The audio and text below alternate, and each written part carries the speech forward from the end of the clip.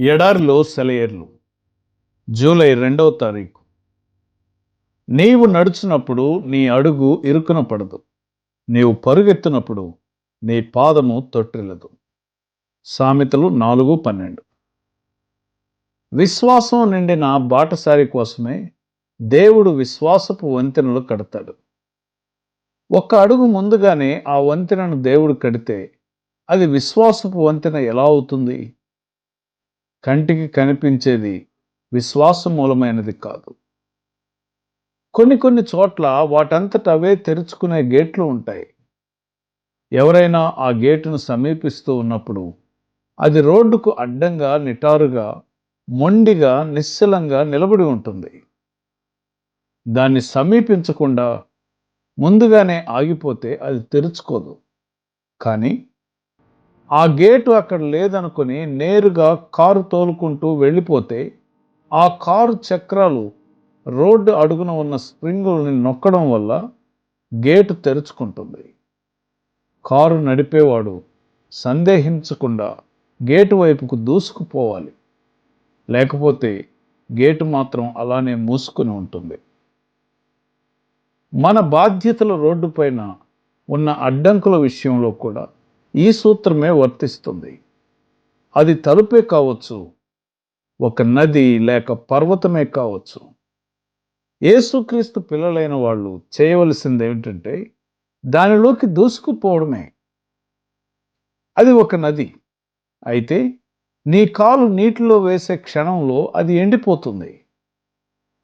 అది గేటు అయితే నువ్వు దానికి సరిగ్గా ఢీకొట్టబోయే సమయంలో తెరుచుకొని దారి ఇస్తుంది. అది ఓ పర్వతమైతే సంకోచం లేకుండా సూటిగా దానికి ఎదురుగా నడిచి వెళ్ళిపోతే అది అక్కడి నుండి లేచి సముద్రంలో పడుతుంది. నీ దారికి ఎదురుగా ఓ పెద్ద అడ్డంకి కనిపిస్తున్నదా? దేవుని పేరిట దాన్ని సూటిగా ఎదుర్కో, అది అక్కడి నుండి మాయమవుతుంది. మనం కూర్చొని ఏడవడం అనవసరం. లేచి నిత్యము సాగిపో అంటూ సర్వశక్తులైన దేవుని స్వరం ఆదేశించింది. ధైర్యంగా ముందడుగు వేసి కదిలిపోదాం. చీకటి రాత్రైనా, అడుగు ఎక్కడ వేస్తున్నామో తెలియకపోయినా మనం ముందుకు సాగుతుండగా దారి దానంతట అదే తెరుచుకుంటూ పోతుంది. సందేహం వద్దు. అవసరమైతే అగ్నిస్తంభం, మేఘస్తంభం మనకు అరణ్యంలో దారి చూపుతాయి. ఆ రోడ్డు మీద దారి చూపించే సంకేతాలు. దారి ప్రక్కన విశ్రాంతి గృహాలు ఉన్నాయి. మన ప్రయాణంలో ప్రతి మజిలీలోనూ మనకి ఆహారం, బట్టలు, ఆదరించే స్నేహితులు దొరుకుతారు. ప్రయాణంలో ఎంత అలసిపోయినా, ఎన్ని కష్టాల పాలైనా ఇల్లు చేరగానే సంతోషకరమైన తీయటి స్వాగతం మనకి ఎదురవుతుంది కదా.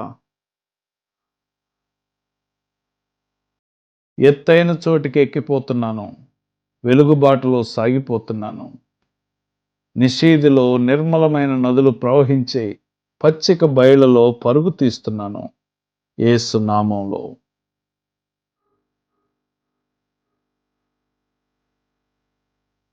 నీ జీవిత ప్రయాణంలో దేవుడు నీ కొరకు కట్టే విశ్వాసపు వంతెనలను, అవి నీకు కంటికి కనబడకపోయినా దేవుడు వాటిని నీ కొరకు ఏర్పాటు చేశారని నమ్మి నీవు ముందుకు వెళ్ళుచుండగా, నీవు నడుచున్నప్పుడు నీ అడుగు ఇరుక్కున పడదు, నీవు పరుగెత్తినప్పుడు నీ పాదం తొట్టిల్లదు అనే ఈ దేవుని వాగ్దానంలో నీ జీవితంలో నెరవేరినట్లు ప్రభువు నీకు సహాయం చేయునుగాక. ఆమెన్.